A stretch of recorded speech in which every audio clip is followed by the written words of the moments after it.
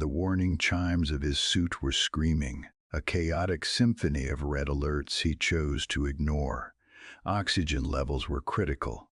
The shielding was failing. But Major Kalen Vance only felt the magnetic pull, a force stronger than gravity, anchoring him to the being standing amidst the swirling debris of the collapsing chamber.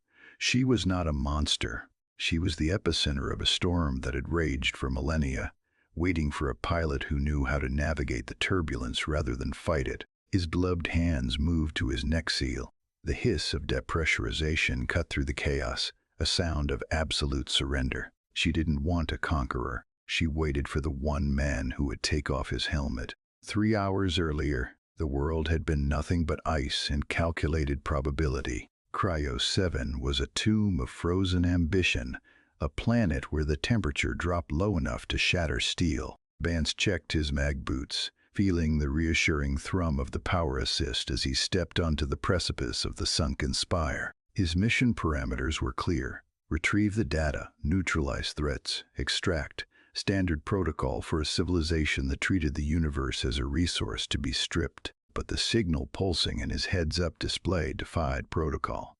It wasn't the jagged static of background radiation or the mechanical loop of a distress beacon. It was rhythmic, intentional, a heartbeat buried under miles of glacial compression.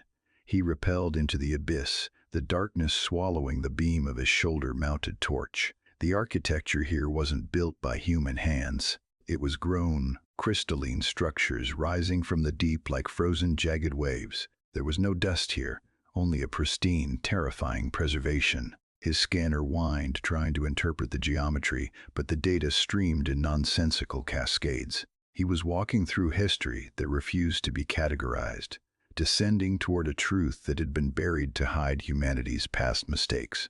The central chamber opened up like the inside of a geode, vast and humming with dormant energy. In the center, suspended above a platform of shifting geometric plates, she waited. Naira. She was not flesh and blood as he understood it, but a containment field of coherent energy given human shape, her skin shifting with the colors of a nebula. Vance raised his rifle, a reflex drilled into him by years of frontier warfare, but his finger hovered off the trigger. The most dangerous weapon in the ruins was the truth about ourselves, and staring at her, he felt the weight of that truth crash down. She didn't attack, she didn't recoil. She simply floated down until her feet touched the obsidian floor, the contact sending a ripple of blue light racing through the complex. You wear the shell of the ones who burned the sky. Her voice resonated not in his ears, but directly against his skull, a telepathic intrusion that felt like ice water. Do you come to finish what they started, little soldier? Or will you flee when you realize the fire you bring is no match for the star I hold? Vance lowered the weapon, the magnetic clamps locking it to his thigh with a sharp click. Empathy was an intelligence his superiors often neglected, but here, in the face of a power that could vaporize him in a microsecond, it was his only viable tactic. I'm not here to burn anything, Vance said, his voice sounding tinny inside his own helmet. I'm here because the signal changed. You stopped screaming and started singing. Naira stepped closer, the heat radiating from her form triggering the thermal warnings in his suit. 1,000 years of silence ended with a single heartbeat of empathy. Yet she looked at him with eyes that held the memory of a dying son. You speak of songs while standing in a graveyard, she observed, the luminescence of her skin flaring brighter, illuminating the cracks in the wall scars from a war he had only read about in redacted files. Curiosity is a dangerous thing for your kind. It usually leads to ruin. Not this time, Vance whispered. He stepped forward, fighting the urge to retreat from the sheer intensity of her presence. My people built their cities on the ashes of yours because we were afraid of what we didn't understand. We called it survival, but it was just cowardice masked as strategy. He looked at the shifting patterns of light on her face, realizing that the archives he was sent to steal were not data drives, but memories encoded in her very being. To treat her as an objective was to repeat the cycle of collapse. The tremors started in the floor, vibrating up through the soles of Vance's boots, shaking the very foundation of the spire. The ice above them groaned, a deep tectonic shifting that signaled the structural integrity was failing. Naira flared brighter, her form losing its human coherence and fracturing into jagged spikes of pure luminescence.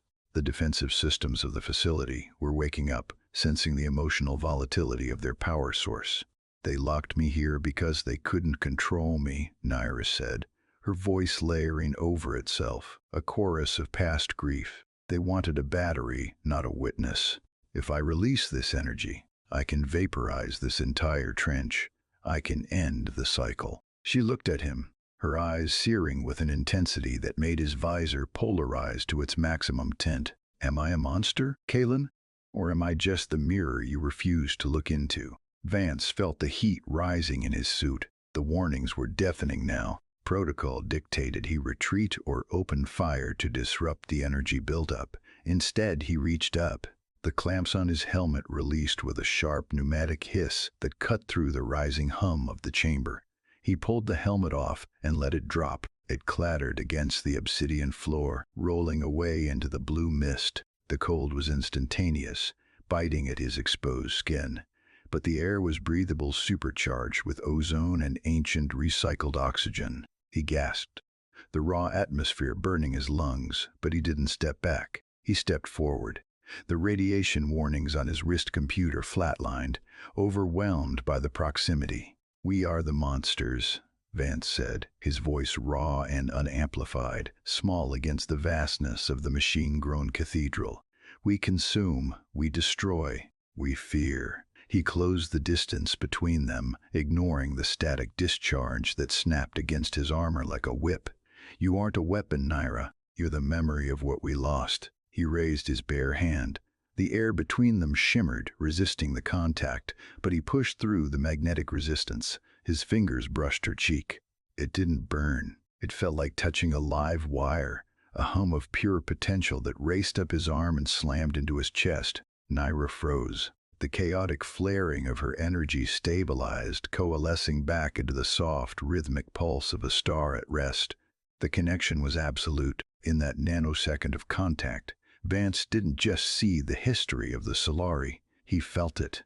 He felt the panic of their extinction, the wisdom of their architects, and the crushing loneliness of a 1,000-year vigil. You stayed, she whispered, the telepathic resonance fading into an audible voice, soft and human. You didn't run. I'm not leaving you, Vance answered. Naira closed her eyes, and the light of the chamber rushed toward them, spiraling into a vortex that centered on their joined hands. Then carry it for me. I cannot hold the lantern alone any longer. The energy surged. It wasn't a transfer of data. It was a rewriting of his neural pathways. The Solari archive, the blueprints, the history, the warnings flowed into him. It was heavy, a burden of knowledge that nearly buckled his knees. He gasped, his mind expanding to accommodate a civilization's worth of loss and hope. When the light faded, the chamber was dim. The threatening rumble of the ice had ceased. Naira stood before him, still glowing, but faint now, like the embers of a fire that had finally found warmth in another. Go, she commanded, though the tone was gentle. The humans above are blind. You must give them new eyes. Vance retrieved his helmet, locking it back into place. The HUD flickered to life, showing clear vitals despite the impossible event. He looked at her one last time, the bond between them now a permanent hum in the back of his mind.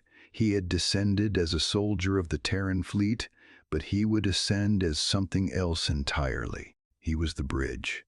He turned and activated his mag boots, beginning the long climb back to the surface. He carried a weapon far more potent than the rifle on his hip. He carried the truth, and for the first time in human history, he knew exactly how to use it.